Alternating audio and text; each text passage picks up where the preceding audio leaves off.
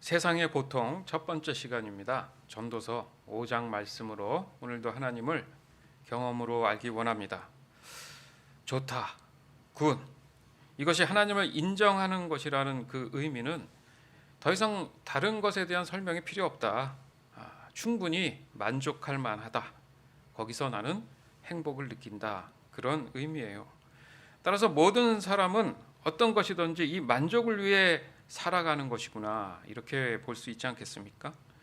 그러나 그 만족의 기준이 사람마다 좀 다른 것 같아요. 그래서 만족의 진짜 기준이 필요하지 않을까, 이런 생각이 좀 들었습니다. 그러니까 사람이 살아가면서 느낄 수 있는 최고의 그 만족을 찾을 수만 있다면 그 외에 내가 느껴왔던 만족들이 더 이상은 미련을 갖지 않지 않을까, 이런 생각을 합니다. 그런데 세상이 주는 만족이 끝이 있을까? 참 끝이 없는 것 같아요. 무슨 말이냐면 채워도 채워지지 않는다는 느낌입니다. 그러니까 아무리 쏟아붓고 채워 넣어도 그 채워지지 않는 게 세상 일이 아닌가. 사람들은 그럼에도 불구하고 평생을 쏟아부어요. 이런 생각을 했습니다. 마치 약간 실금이 나서 이렇게 이슬처럼 이렇게 새는 그런 항아리가 있는데 거기에다 열심히 모은단 말이죠. 뭔가를 최선을 다해서 만족을 위해서 모아요. 그런데 어느 순간에 이 금이 점점 더 커져서 이제 나중에는 줄줄 새는 그런 항아리임에도 불구하고 우리의 인생은 계속 끊임없이 거기에다가 최선을 다해서 몸이 으스러지는 한이 있어도 열심히 부어대는 그런 모습이 아닌가, 그런 생각이 좀 들었습니다. 그렇다고 해서 아무 일도 하지 말라는 거냐? 그럴 수는 없지 않습니까? 우리가 살다 보면 필요에 의한 것들이 많잖아요. 그 필요를 얻기 위해서는 또 뭔가를 해야 되는 문제가 있단 말이죠. 복잡하죠. 이러지도 저러지도 무엇을 어떻게 해야 되는지 모르는 이런 삶 가운데에 과연 나는 정확한 만족의 기준을 무엇을 잡고 있는가, 중요하지 않겠습니까? 그렇게 보면 세상이 말하는 이 좋다는 의미는 그냥 희망사항이 아닌가, 그럴지도 모르겠다, 또 이런 생각이 들었어요. 그러나 좋다는 것에 대한 이 기준이 그 말 안에는 분명히 있습니다. 답이 우리는 있는 상태에서 그 말을 한다는 거죠. 뭐예요? 좋다, 굿. 우리가 지금 몇 주째 얘기하는데 하나님이시잖아요. 그러니까 모든 것의 최고의 정답은 하나님이시다. 그걸 우리는 평상시에 계속 쓰고 있었어요.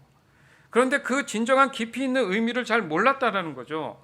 만족은 굿, 하나님이셨는데 우리는 다른 것에서 기준을 자꾸 찾으려 했던 거죠. 사람이 그래요. 소중하다는 의미가 뭐예요? 가까워지고 마치 내게 된 것 같으면 참 소홀해지는 게 있지 않습니까? 그렇게 우리가 잘 사용하고 있는 하나님에 대한 이 좋음을 알면서도 우리가 인식하지 못하고 인지하지 못하는 그런 일상을 우리가 보면 계속 보내는 그런 생각이 좀 들었습니다. 그러나 이 깨달음이 없이 늘 이 좋다는 말을 하면서도 세상이 주는 만족에 대해서 항상 관심을 갖고 거기서 기준을 찾는 경우가 상당히 많습니다. 따라서 우리는 언제나 어떤 것을 하든지 좋다는 이 표현을 할 때마다 하나님이 지금 나와 함께 하시는구나, 그리고 그것이 가장 좋은 상태구나, 이런 것을 이제 인식할 필요가 있는 거예요. 그 인식을 하면서 그 단어를 쓰면요, 그 마음 안에 뭔가 솟아오르는 기쁨이 반드시 있습니다. 반드시 있어요. 모르고 쓰니까 그 느낌이 없었던 거죠. 즉 만족의 기준을 나에게서 찾기보다는 하나님과 함께 하신다라는 것을 인정하는 것부터 시작해야 되는구나, 이런 말씀을 하는 거예요. 그러니까 문제는 내가 노력을 한 만큼 나에게 돌아와야 되는 보상이 좀 있어야 되지 않는가라는 게 은연중에 사람은 있습니다. 그렇지 않겠어요?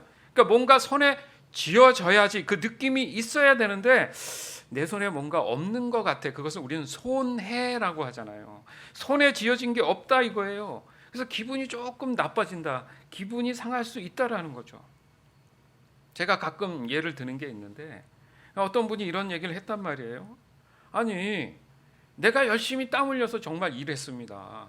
노동의 대가라는 게 그 결과가 나한테 뭐든지 오는 게 노동인데 그것을 열심히 내가 땀을 흘렸는데 왜 교회에 가서 하나님께 내가 땀 흘려서 얻은 것들을 감사한다고 헌금을 합니까? 이해가 안 갑니까? 안 갑니다. 그 돈 번 사람에게 감사해야 되는 거 아니에요? 이런 말들을 많이 들었어요.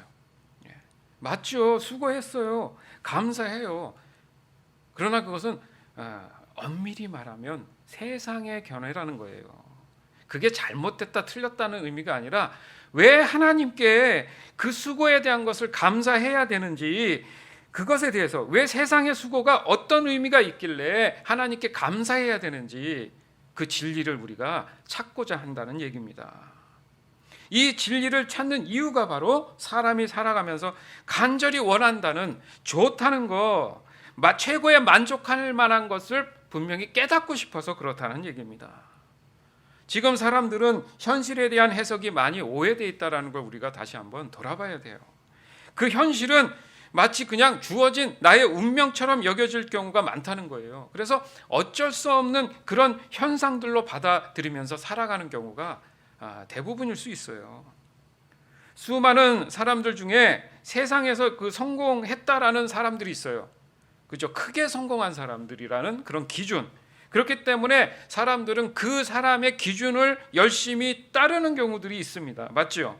최선을 다해서 그 사람이 성공한 것에 대한 그 모습처럼 나도 그 모습이 되려는 그런 최선을 다한단 말이죠. 그러나 안타까운 것은 열심으로 그렇게 쫓아가도 기준에 다다르지 못하는 경우가 상당히 많다라는 거예요. 아무리 노력을 해도 현실적으로, 환경적으로 다다르지 못하는 경우가 많아요.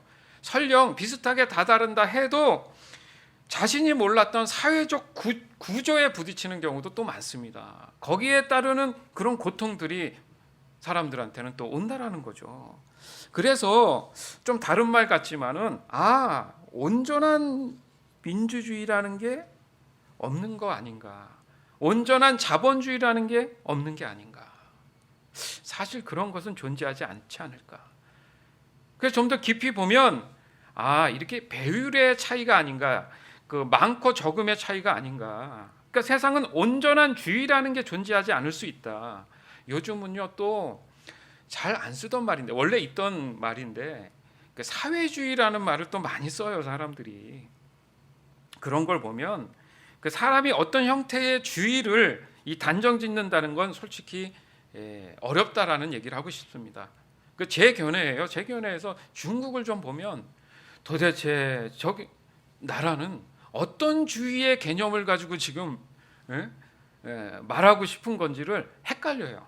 어떻게 보면 자본주의 같고, 어떻게 보면 사회주의 같고, 어떻게 보면 공산주의 같고, 모르겠죠. 잘 헷갈려요. 예전엔 그렇게 출발하지 않았지만 그러니까 이게 정답이 없는 거예요. 왜 사람들은 이 주의를 자꾸 얘기하는가? 뭘 추구하는가? 만족을 위해서. 너도 행복하고 나도 행복해야 되지 않니? 해서 만들어진 사람 나름대로의 주의들이에요. 근데 그게 완벽하지 않다라는 거죠. 다 섞여 있어요. 다 섞여 있는 게 맞지 않습니까? 그건 개인이 갖고 있는 주의에도 마찬가지예요. 그러니까 무슨 말을 하고 싶으냐면, 어떤 것이든 세상은 온전한 만족을 이룰 수 있는 것은 없다라는 얘기예요. 즉 좋다라는 것에 대한 기준이 심각할 정도로 온전하지 못한 것을 인식하지 못한 상태에서 우리는 살아가고 있다. 그래서 늘 말을 안 해도 사람들이요 불만족 속에 살아요. 그래서 요즘 사람들은 항상 화가 나 있습니다. 그러니까 자신도 몰라요, 자기도. 근데 늘 그냥 사람들은 화가 나 있는 거예요. 그걸 표현을 안 하는 거지. 근데 툭 건드리면 버럭 나옵니다. 그런 거 보면 늘 삶이 불만족스러운 거예요. 도대체 만족할 만한 게 없는 거예요. 왜 이런 삶이 이 세상은 반복되는 것일까? 과연 이게 만족을 전제로 한 인생이냐, 아니면 불만족을 조금이라도 덜하기 위한 인생이냐, 이렇게 얘기하면 좀 더 쉽게 접근할 수도 있겠습니다. 즉 사람에게는 죄로 인한 이 고통이라는 것이 느껴지기 시작했다라는 얘기죠. 이 고통은 몸이나 마음의 괴로움과 아픔을 얘기하잖아요. 그러니까 사람이라면 누구나 느끼는 육체적이고 정신적인 이 감각이죠. 창세기 2장 25절, 3장 7절, 11절, 16절에서 17절. 남자와 그 아내가 둘 다 벌거벗고 있었으나 부끄러워하지 않았다. 그러자 두 사람의 눈이 밝아져서 자기들이 벗은 몸인 것을 알고 무화과 나무 잎으로 치마를 엮어서 몸을 가렸다. 하나님이 물으셨다. 내가 벗은 몸이라고 누가 일러주더냐? 내가 너더러 먹지 말라고 한 그 나무의 열매를 내가 먹었느냐? 여자에게서 이렇게 말씀하셨다. 내가 너에게 임신하는 고통을 크게 더할 것이니 너는 고통을 겪으며 자식을 낳을 것이다. 내가 남편을 지배하려고 해도 남편이 너를 다스릴 것이다. 남자에게는 이렇게 말씀하셨다. 내가 아내의 말을 듣고서 내가 너에게 먹지 말라고 한 그 나무의 열매를 먹었으니 이제 땅이 너 때문에 저주를 받을 것이다. 너는 죽는 날까지 수고를 하여야만 땅에서 나는 것을 먹을 수 있을 것이다. 아멘. 이 말씀 보면 그래요. 그 처음에 남자와 여자가 자기가 벗고 있다라는 게 부끄럽지 않았단 말이죠. 그러니까 부끄럽다 안 부끄럽다를 잘 몰랐어요. 그냥 그 자체가 기쁨이고 만족이었고 즐거움이었어요. 그런데 하나님이 하지 말라는 걸 해버리니까 자신이 지금 벗었다는 걸 지금 느꼈다는 얘기를 지금 하는 겁니다. 그래서 하나님이 물으시잖아요. 누가 그걸 알려줬느냐? 그러면서 이제 하나님이 그들에게 내릴 수밖에 없던 저주가 바로 고통이라는 겁니다. 고통. 그러니까 다음 주에는 이 고통에 대한 성경적 견해를 좀 구체적으로 할 텐데 오늘은 그 세상의 견해에서 보는 이 고통에 대한 것을 좀 더 나누길 원하는 거예요. 근데 하지만 사람의 고통이 어디서부터 시작됐는지에 대한 것은 일단 우리가 좀 전제할 필요가 있어요. 그러니까 먼저 그 개념을 두고 세상의 견해를 보면 고통에 대한 이해가 조금 더 와닿을 수 있다는 얘기입니다. 현재 우리의 일상에서 겪는 여러 가지 고통들이라고 정의하는 것들이 있죠. 그리고 그 원인을 세상의 견해에서 관점에서 보면 가난이다, 뭐 질병이다, 뭐 깨어진 인간관계다, 또 무지함이다 등등 이게 말로 다 언급할 수 없는 수많은 원인들이 있다고들 그 결과에 대한 것들에 대해서 고통의 원인이라고 얘기를 한단 말이죠. 그러면 이 고통이라는 정의들은 이미 존재하는 것에 의해서 일어난 현상이냐 이거예요. 그러니까 즉 하나님이 만들어서 사람을 괴롭힌 거 아니냐 이렇게 말할 수도 있잖아요. 그게 세상이 보는 관점이에요. 견해란 얘기죠. 그러니까 사람이라면 누구나 찾아올 수 있는 이 고통이라는 것들은 피할 수 없다라는 게 지금 우리가 지금 인식하는 거 아니에요. 그렇죠? 그리고 거부할 수도 없고 숨겨질 수도 없고 마치 이것은 저주와도 같은 게 아니냐. 그래서 이 고통의 굴레에서 벗어날 수 없는 것이 세상을 살아가는 게 아니냐. 이겁니다. 그래서 사람들은 고민을 하죠. 도대체 나는 살기 위해 먹는 건지 먹기 위해 사는 건지 답이 없다라는 이런 질문들이 많다라는 얘기죠. 즉 고통을 전제로 극복하기 위해서 사는 것이냐 아니면 만족을 전제로 고통을 지배하면서 살아가고 있는 것에 대한 명확한 이 개념이 필요하다라는 얘기입니다. 좀 더 일반적인 예가 하나 있어요. 그러니까 세상이 말하는 고통에 대한 하나의 전제입니다. 견딜 수 없는 고통의 반대말은 영국 거부였던 피츠제럴드라는 사람에 관한 이야기다. 그는 하나뿐인 아들이 10살을 넘겼을 때 아내를 잃고 정성을 다해 아들을 돌보았다. 그러나 그 아들 또한 병을 앓다가 20살이 되기 전에 세상을 떠났다. 혼자 남은 그는 거장들 예술작품을 수집하며 가족을 잃은 슬픔을 잊으려 애썼다.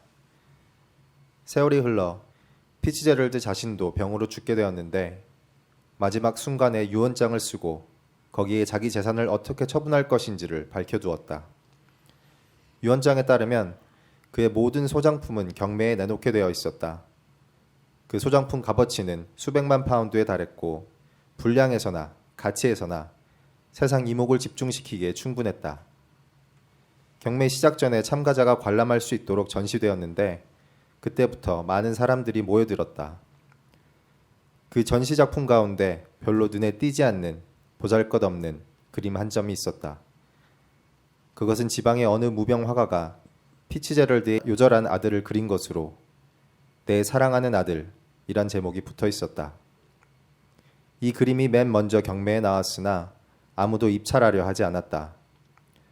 얼마간 시간이 흐른 다음 뒷자리에 앉아있던 초라한 모습의 한 노인이 손을 들고 조용히 말했다. 제가 그 그림을 사면 안 될까요? 경쟁자가 아무도 없으므로 그림은 자신이 가진 많지 않은 돈 전부를 건 그 노인에게 낙찰되었다. 노인은 피츠제럴드 아들을 어릴 때부터 돌보았던 하인이었다. 첫 경매가 끝나는 순간 유언 집행을 맡은 변호사가 다음 진행을 중지시켰다. 그리고 큰 소리로 유언장을 읽었다. 누구든지 내 아들 그림을 사는 사람이 모든 소장품을 가진다. 이 그림을 선택한다면 그는 가장 소중한 것이 무엇인지 아는 사람이니 모든 것을 가질 충분할 자격이 있다. 피츠제럴드 예화는 우리 삶에 많은 것을 시사하지만 무엇보다도 인생의 진실한 가치가 어디에 있으며 그것이 보람을 갖도록 안배한 지혜가 어떻게 드러나는지를 보여준다. 세월이 흘러 지금 흥황한 것들이 빛을 발할 즈음이면 겉보기에 좋은 호의가 아니라 작고 소박하지만 진실한 항상심이 제값을 내기 마련이다. 그런데 이 명료한 삶의 방정식이 온전하게 작동하도록 그리하여 그 소중하고 귀한 마음의 소유자가 보답을 받을 수 있도록 예비한 자리에 피츠제럴드의 지혜가 있었다. 그의 지혜는 하루아침에 습득된 것이 아니라 공고한 가족사의 아픔을 견디며 그 세월의 축적 가운데서 폐각 속 진주처럼 힘들게 생성된 것이 아닐까 싶다. 피츠제럴드는 그 아들을 소중히 하기 위해 일생을 두고 생각을 다듬고 별이어서 먼 나중을 감리하는 지혜를 발굴했다. 견디기 힘든 고통은 견딜 수 없는 고통의 반대말이다. 견디기 힘들지만 견뎌야 하고 그러한 마음가짐일 때 견딜 수 있다는 뜻이다. 세상 곳곳에 그렇기 때문에가 아니라 그럼에도 불구하고 라는 방식으로 대응해야 할 일이 있다. 그것은 현실적인 어려움을 정신적 승리로 딛고 일어서는 길이다. 출처 김종의 경희대 교수. 견딜 수 없는 고통의 반대말은. 네, 지금 이 예화를 왜 들었냐면 이것이 성경적이다 그 얘기가 아니고 세상의 견해에서 보는 고통에 대한 해석이에요. 그러니까 하나의 어떤 해석을 지금 여러분께 소개한 겁니다. 보세요. 궁극적으로 따지면 이분이 평생을 상처받고 아내와 그 아들을 위해서 그 마음에 품고 살아온 인생들에 대해서 대신할 수 있는 것들을 찾았고 그것에 대해서 많은 것들을 얻은 듯 했지만 병으로 죽었어요. 결국 자기가 모았던 것은 다른 사람 손에 넘겨져 가잖아요. 근데 또 의외의 일들이 또 벌어지죠. 고통을 만회할 만한 일들을 본인은 한다고 했고 또 그걸 지혜라고 또 멋진 일이라고 하면서 초라한 어떤 그림을 통해서 반전의 어떤 만족을 주기 위한 그런 설정을 했지만 여러분 생각해 보세요. 결국 무엇을 위한 겁니까? 어떤 초라한 노인이 그 그림을 사가지고 그 사람의 모든 것을 취하기 위한 최선이에요? 그러면 죽은 사람에 대한 어떤 만족이 있다는 얘기죠? 그러나 세상의 견해에서는 이 고통을 이렇게 해석하고 싶은 거예요. 그래서 결국은 결론은 뭐냐 하면 고통에 대한 것들은 답이 없다. 그냥 그것을 받아들이고 어떻게 나름 해석해 나가느냐가 지금 우리에게는 중요하다 이거예요. 돌고 돈다는 거죠. 그냥 내가 처한 환경 속에서 어떻게든 그것을 잘 긍정적으로 생각해서 버티고 이겨내는 부분에 대한 것들을 세상은 지혜라고 평가한다는 거죠.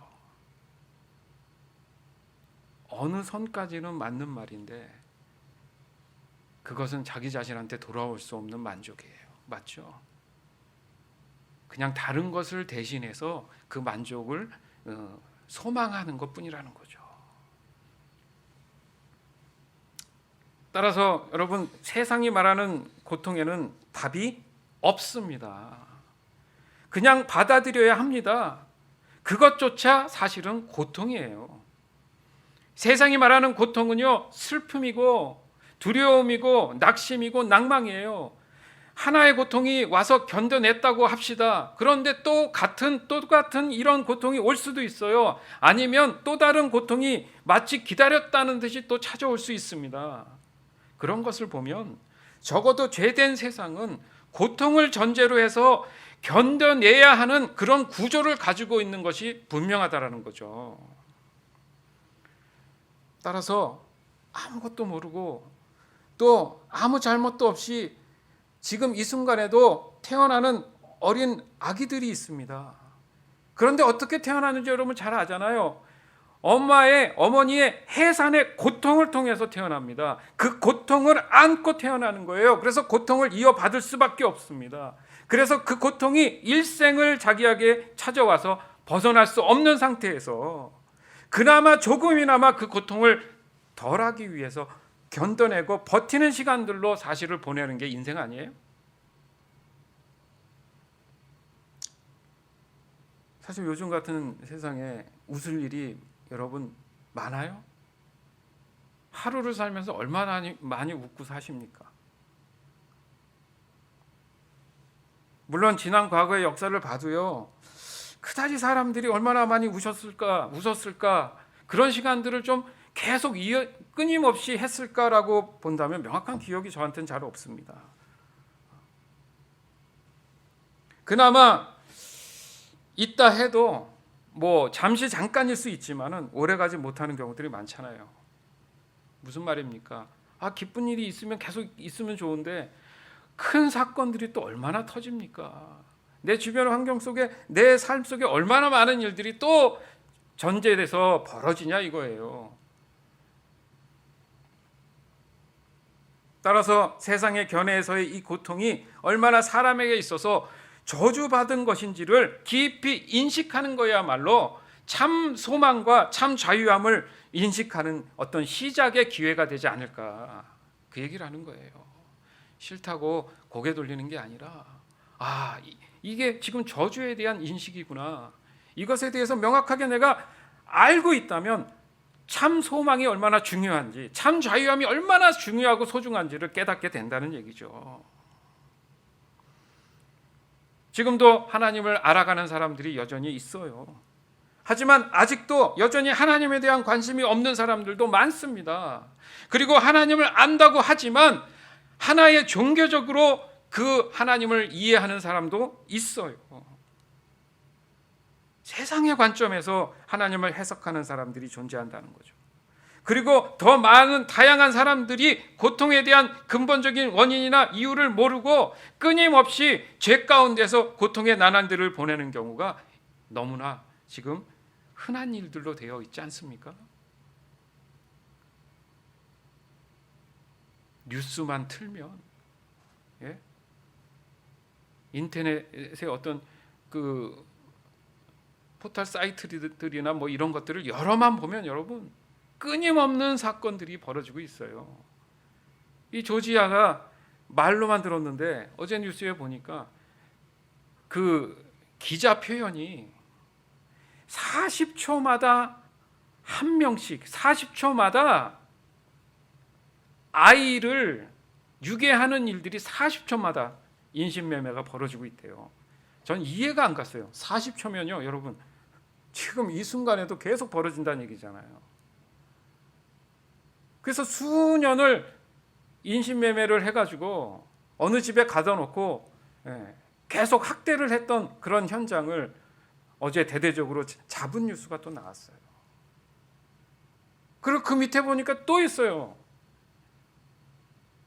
유모차에 엄마가 아이를 이렇게 끌고 거리에 가는데 며칠 전에 여러분 그 핸드폰에 그 비상신호 울리지 않았어요? 그 삐삐 이렇게 울리는 게 그거잖아요. 그 수배 중인 그 차량에 대해서 올라오잖아요. 그거 같아요. 아니 멀쩡하게 걸어가고 있는 그 유모차 그 어린애를 갑자기 차에서 괴한이 내려가지고 데리고 갔는데 그 엄마가 얼마나 필사적이었겠습니까? 그래가지고 그 신발 하나하고 옷 그 뜯어진 게 증거물로 이렇게 사진에 올라왔더라고요. 얼마나 목숨을 걸고 아이를 지키려고 했겠어요.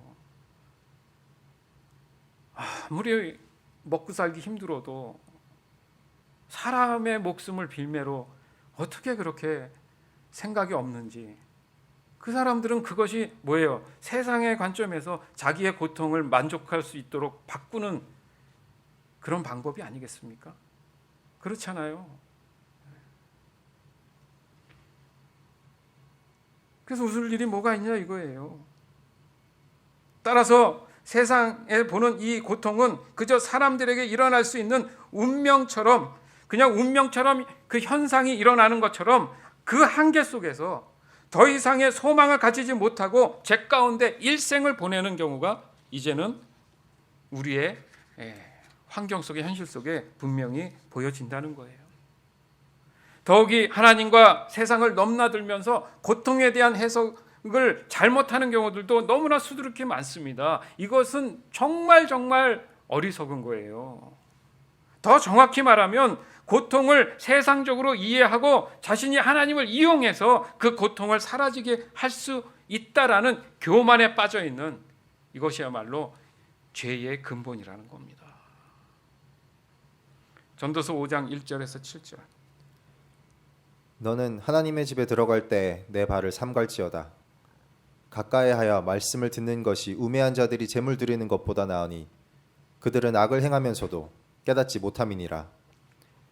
너는 하나님 앞에서 함부로 입을 열지 말며 급한 마음으로 말을 내지 말라. 하나님은 하늘에 계시고 너는 땅에 있음이니라. 그런즉 마땅히 말을 적게 할 것이라. 걱정이 많으면 꿈이 생기고 말이 많으면 우매한 자의 소리가 나타나느니라.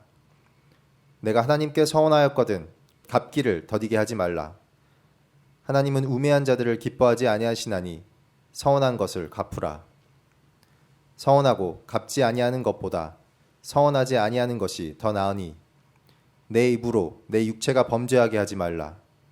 천사 앞에서 내가 서원한 것이 실수라고 말하지 말라. 어찌 하나님께서 내 목소리로 말미암아 진노하사 내 손으로 한 것을 멸하시게 하랴. 꿈이 많으면 헛된 일들이 많아지고 말이 많아도 그러하니 오직 너는 하나님을 경외할지라. 아멘. 그들은 악을 행하면서도 깨닫지 못한다. 그러니까 인신매매를 하겠죠. 그러니까 도둑질을 하겠죠.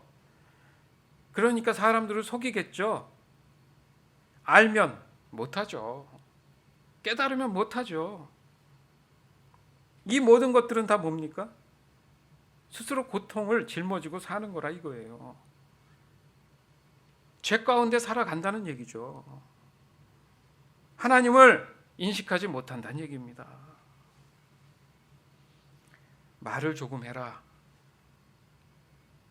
그 얘기는 마땅히 사람이 생각할 그 이상으로 말할 필요가 없다라는 거예요.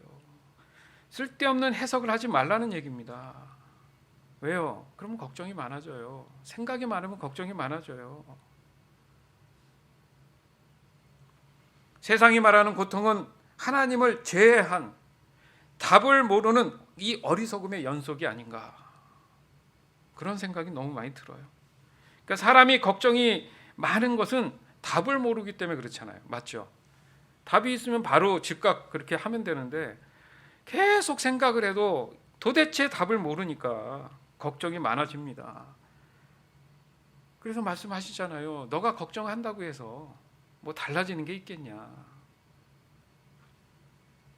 그러니까 한마디로 말하면 세상은 고통에 대한 해답이 존재하지 않는다.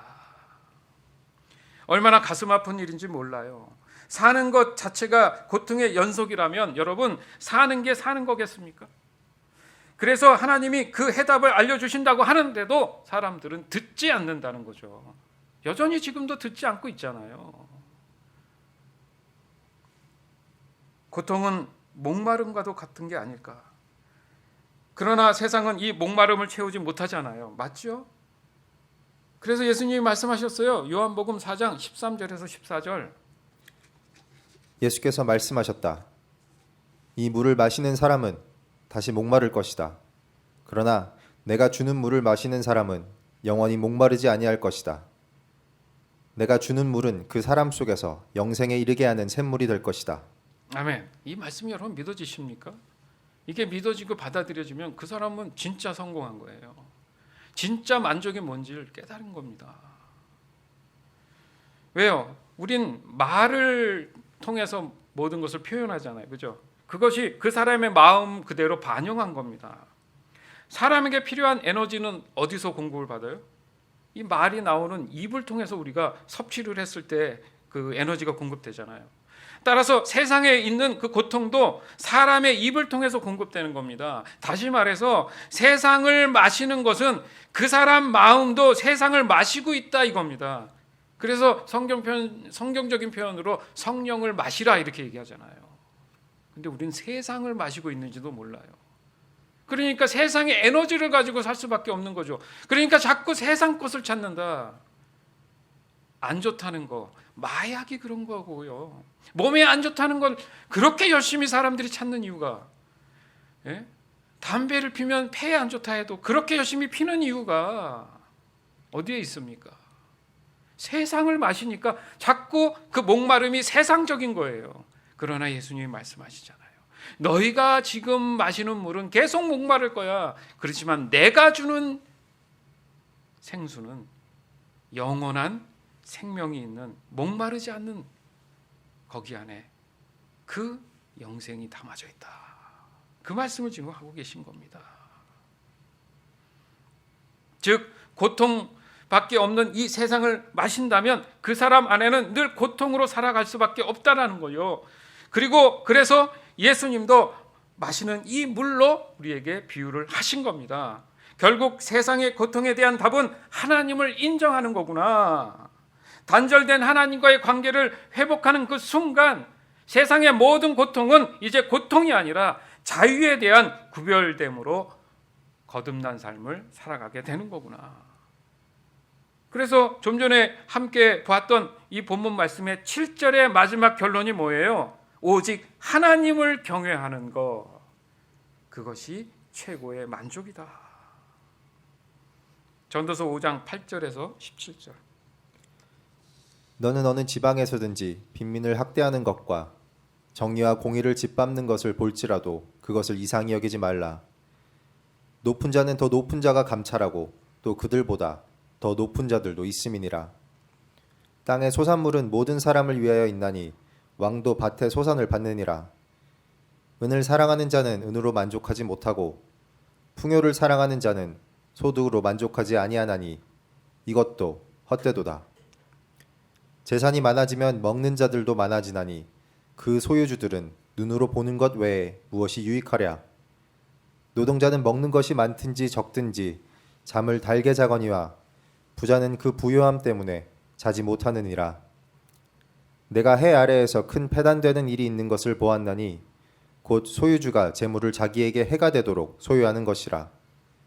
그 재물이 재난을 당할 때 없어지나니 비록 아들은 낳았으나 그 손에 아무것도 없느니라.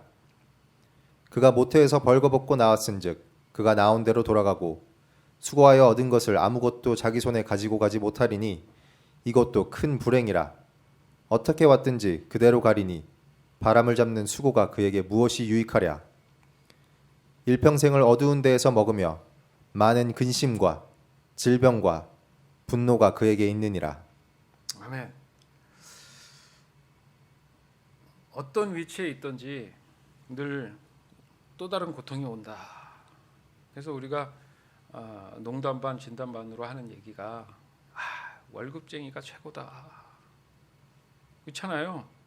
그냥 내 맡은 그 일만 잘하면 회사가 문제만 없으면 걱정 근심 없잖아요. 뭐 여러 가지 뭐 세금도 알아서 잘 돼. 그러나 오너가 된다는 건요. 제일 골치 아픈 게 인사관리예요. 인사관리가 경영에 있어서 사실은 최고의 위치입니다. 어떤 사람을 쓰냐에 따라서 그죠? 이윤의 창출이 달라지기 때문에 돈을 들여서라도 좋은 인재를 영입하는 이유가 거기 있지 않습니까? 그거요 정말 스트레스입니다. 지금 우리가 알고 있는 브랜드의 유명한 브랜드의 그 뭐 CEO라든지 오너들이 마음 편합니까? 이리저리 불려다니지 사는 게 아니에요. 그 사람들은 조금만 뭐 잘못해도 뉴스 매스컴에 나오지. 그러나 저나 뭐 이렇게 소소한 일들을 하는 사람들은 티도 안 나요. 그렇게 생각 안 하세요? 과연 만족이 뭐냐? 지금도 우리 함께 본 말씀 중에도 내가 재물이 많고 뭐 하고 뭐 해도 채워지지 않고 만족하지 않아요. 왜요? 사람은요 그 재물로 만족을 채우는 게 아니고 마음으로 채우는 거거든요. 아시잖아요. 그러니까 그 물질이 많음이 나의 마음을 채운다고 착각하는 어리석음 때문에 자꾸 그것을 갖다 놓는 거예요. 그러니까 없어도 막 큰 집, 없어도 큰 차, 보기에 좋은 유명한 어떤 브랜드, 이걸 이렇게 치장을 해서 외형적으로 그 치장이 된 상태에서 내 마음도 만족한다고 생각하는데 안 그래요. 또 찾게 돼 있어요. 그래서 신상이 있는 겁니다. 신상품. 자꾸 만들어져서 사람들의 그 마음들을 그것에 뺏기게 하는데 말 그대로 마음을 뺏는 거예요. 내 만족이 아니라. 그러면서 사람들 어떻게 해요? 스트레스 받죠. 그게 고통인 거예요. 또 우리는 이 고통이 끊임없이 우리 삶 안에서 떠나지 않고 계속 머물러 있다라는 게 우리에게는 큰 인식이 돼야 된다는 얘기예요. 세상은 모든 것의 그 크기와 양만큼 또 다른 고통이 준비되어 있다라는 것을 우리가 분명히 인식해야 됩니다. 따라서 고통은 결국 그 손에 아무것도 남지 않게 한다. 맞죠? 내가 아무리 세상적으로 이렇게 아까 얘처럼 성공해도 죽고 나면 손해 아무것도 손에 갖고 있지 않는 상태에서 가요. 남 좋은 일만 시키고 가잖아요. 그게 만족이에요. 근데 거기에다가 예수 믿고 구원도 안 받았으면 여태 평생 고생했는데 또 며칠 전 뉴스에는 왜 북창동 순두부 유명하잖아요. 미국에 17개인가 있대요. 그거 처음 시작하신 그 여자분인데 별세하셨더라고요. 그래서 뉴스에 나와서 그렇게 평생을 그렇게 해서 뭐 순두부를 미국에 알렸다. 좋은 일을 뭐 했다고도 생각하지만은 중요한 게 뭡니까? 결국 아무것도 손에 남지 않은 상태에서 가는 게 인생 아니냐. 그래서 분명히 그분은 뭐 모르지만 예수 믿고 구원 받으신 분이었으면 좋겠다. 이 생각이 먼저 들었어요. 목사로서가 아니라 참 만족을 아니까. 세상에서는 고통을 이겨낼 수 있는 방법이 없으니까 최고의 고통이 죽음이잖아요. 맞죠? 네. 제가 좋아하는 어떤 다큐멘터리가 있어요. 그 중에 보면 그 오지라든지 이렇게 자연과 함께 더불어 사는 그런 경우가 있는데 그 사람들은 그 복음이 증거가 되지 않은 상태임에도 불구하고 자기네들이 설정한 어떤 신에 대해서 그 자연에 대해서 숭배하는 것들이 있습니다. 그래서 자연이 그들에게 어떤 필요를 채워주기 때문에 그 자연에게 감사한다는 그런 그 마음들이 있단 말이죠. 그래서 예를 들어서 그 사람들이 할 수 있는 것은 이런 어떤 발달된 사회가 아니잖아요. 그러니까 가축이라든지 이런 것들을 이렇게 잡아서 이렇게 취하고 먹어야지 그들은 살아가지 않습니까? 근데 그 사람들은 그냥 막 잡는 게 아니에요. 보니까 함부로 막 잡는 게 아니더라고요. 자기 나름대로 이렇게 설정을 해서 어떤 규칙에 맞게, 쉽게 얘기해서 그 내가 만약에 오늘 염소를 잡는다 그러면 그 염소를 잡을 때 단칼에 고통 없이 잡아야 된다는 것이 그들에게는 가장 중요한 사명입니다. 왜냐하면 잘못해가지고 얘가 아파하고 힘들어하면 어떻게 해요? 미안하고 안쓰럽다는 거죠. 자, 잘 보세요. 근데 결국 왜 잡아요? 먹으려고. 그런데 본인들이 뭐예요? 자기의 그런 것들에 대해서, 고통에 대해서 조금 양심의 덜 가치를 느끼기 위해서 그런 행동을 한다라는 거죠. 이해되십니까? 그렇게 고통을 덜할 수 있는 것은 세상에 존재하지 않아요. 그러나 그것을 설정을 통해서 자기 마음이 좀 편하자고 하는 거지, 결국은 잡아먹잖아요. 안 그러면 잡아먹지 말아야죠. 그냥 같이 즐겁게 살아야죠. 그러니까 사람은요, 자꾸 명분을 세워서 합리화를 시키는 게 있단 말이죠. 그러나 궁극적으로는 사람에게 있어서 고통은 사라지지 않는다는 거예요. 고통 없이 죽는다? 사실 그거는 합리화입니다. 세상은 모든 것의 그 크기나 양만큼 또 다른 고통의 준비를 해야 된다. 그 얘기를 하고 싶은 겁니다. 결국 일평생을 어두운 데서 먹으며 많은 근심과 질병과 분노가 사라지지 않는 상태에서 살아가는 것이 아니냐. 오늘따라 목사님 왜 이렇게 무거운 얘기만 하십니까? 그게 아니고요. 오늘 주제가 세상적인 견해에서 고통을 얘기하려다 보니까 저도 조심스럽지만 그래도 담대하게 얘기를 하는 거예요. 그래서 우리가 좀 더 명확하게 보면은 정말 참 만족이 무엇인지 궁금해지고 질문하지 않을까. 그렇잖아요. 어떻게 보면 오늘 본문 말씀 17절처럼 일평생을 어두운 데서 먹으며 많은 근심과 질병과 분노에서 살아가고 있는 게 아니냐. 누구든 제외할 수 있겠습니까? 이 말을. 사랑하는 여러분, 세상은 고통이 전제된, 그래서 견뎌내는 그 힘든 시간들을 보내는 것이 아니냐 이거예요. 그러나 하나님이 약속하신 구원의 은혜는 이 세상의 고통으로부터 구별된 거듭난 삶을 보장하고 있다라는 것은 확실합니다. 그게 현실이에요. 그게 진짜 현실인 거예요. 따라서 철저히 사람은 하나님이 창조하신 것에 대한 인정이 있어야 돼요. 그래서 사람답게 살 수 있는 것이 무엇인가 했을 때 하나님 보실 때 가장 보시기에 좋은 선한 모습으로 회복되는 것, 그것이 인식되는 그 순간, 그 인식이 시작되는 순간 세상이 말하는 이 고통이 얼마나 거짓된 것인지를 깨닫는다는 거예요. 가짜입니다. 죄는 속이는 거예요. 어떻게 속이냐면 아담과 하와가 하나님을 속여서 숨었잖아요. 그런데 누가 시켰습니까?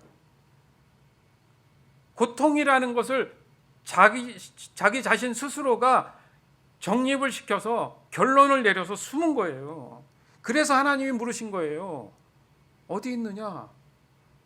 고통이라는 걸 누가 얘기해 줬는데 난 얘기한 적이 없는데 너 왜 거기 숨어 있는 거야? 결국 세상의 고통은 사람 스스로 자신을 속이는, 자기 자신을 속이는 그 죄의 결과물이라는 거예요.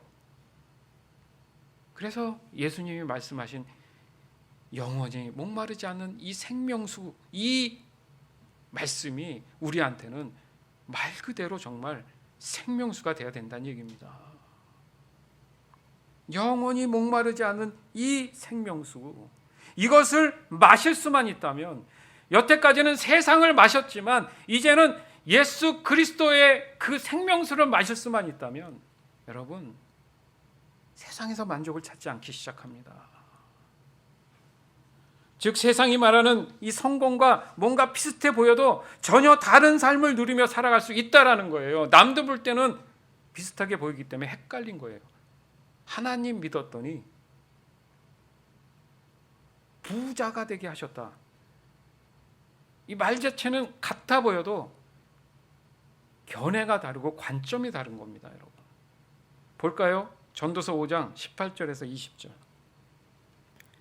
사람이 하나님께서 그에게 주신 바 그 일평생에 먹고 마시며 해 아래에서 하는 모든 수고 중에서 낙을 보는 것이 선하고 아름다움을 내가 보았나니 그것이 그의 몫이로다. 또한 어떤 사람에게든지 하나님이 재물과 부요를 그에게 주사 능히 누리게 하시며 제 몫을 받아 수고함으로 즐거워하게 하신 것은 하나님의 선물이라. 그는 자기의 생명의 날을 깊이 생각하지 아니하리니 이는 하나님이 그의 마음에 기뻐하는 것으로 응답하심이니라. 아멘. 그리스도인이고 예수 믿으면 다 가난하게 아니면 뭐 적당하게 이렇게 보편적으로 산다. 그건 답이 아니에요. 예수 믿고 구원받은 사람들도 부자로 살 수 있습니다. 성경도 그렇게 얘기하고 장수할 수도 있어요. 그러나 완전히 다른 견해라는 거죠. 전제가 있어요. 전제가. 하나님이 주신 만큼, 하나님이 원하시는 만큼 그저 감사함으로 순종하고 있는 그대로 누리면서 살아가는 것, 그럴 수만 있다면 하나님이 그 사람이 그릇이 되니까 그 사람은 세상 사람이 볼 때도 부자로 살아갈 수 있어요. 장수를 누릴 수 있어요. 결국 세상의 고통에 대한 올바른 견해를 가져야 된다는 얘기를 하는 겁니다. 이것이 세상과 구별된 삶이고 거룩한 삶이라는 것을 말씀드리고 싶은 거예요. 그런 사람은 자신의 생명의 날에 깊이 생각하지 않는다. 아, 내가 죽으면 어떡하지? 아, 이 문제는 어떡하지? 아, 이건 어떡하고 저건 어떡하지? 그런 생각을 하지 않는다는 거예요. 왜요? 내 안에 하나님이 지금 분명히 계시니까. 하나님 모든 걸 주관하는 것을 확신하니까, 하나님의 선하심 기준이, 만족이 내게 분명히 있으니까 다른 생각을 하지 않는다는 거예요. 더 앞서 생각하지 않는다는 거죠. 이는 하나님이 그의 마음에 기쁨이 되는 것들, 하나님이 그에게 필요한 것들을 항상 응답해 주시기 때문이다 이거예요. 전제가 이거라는 겁니다. 그러니까 세상의 부요함과 다른 거예요. 이걸 우리가 명확하게 깨달아야 된다는 얘기예요. 중요한 게 뭡니까? 기준이잖아요. 기준이죠. 세상의 관점에서는 억만장자가 정말 성공한 건데, 하나님 관점에서 내가 믿음 가운데 있을 때 일부를 내가 갖고 있더라도 내게 하나님이 그것이 만족하다 하면 아멘 하고 받아들일 수 있는 그런 견해, 그게 최고의 만족이라는 거예요. 성령께서 지혜를 주셔서 지금 깨달을 줄 믿습니다. 이걸 분명히 우리가 깨달아야 된다는 얘기입니다. 근데 이게 잘못 알면요, 믿는 사람들은 무소유라 해서 아무것도 없어야 된다. 그러니까 이게 복잡한 거예요. 믿음 있는 사람끼리 예를 들어서 얘기한다면 이게 무슨 말인 줄 알죠. 근데 세상의 견해의 관점에서, 고통의 입장에서, 불만족의 입장에서 보면 이해가 어렵죠. 그러니까 저 사람은 예수 믿는데 어디서 돈이 나가지고 저렇게 살지? 얘기한다니까요. 그런데 정말 그 사람이 신실한 사람인데 하나님이 부어주시는 경우 성경에 있어요, 없어요? 아브라함이 그랬고요, 욥이 그랬고요. 뭐 한두 명입니까? 그러나 검소하게 겸손히 산 사람도 한두 명입니까? 지금 그게 중요한 게 아니에요. 세상 관점은요, 그렇게 있고 없고 많고 적음으로 자꾸 보는 것입니다. 그것은 고통에서 나온 견해예요.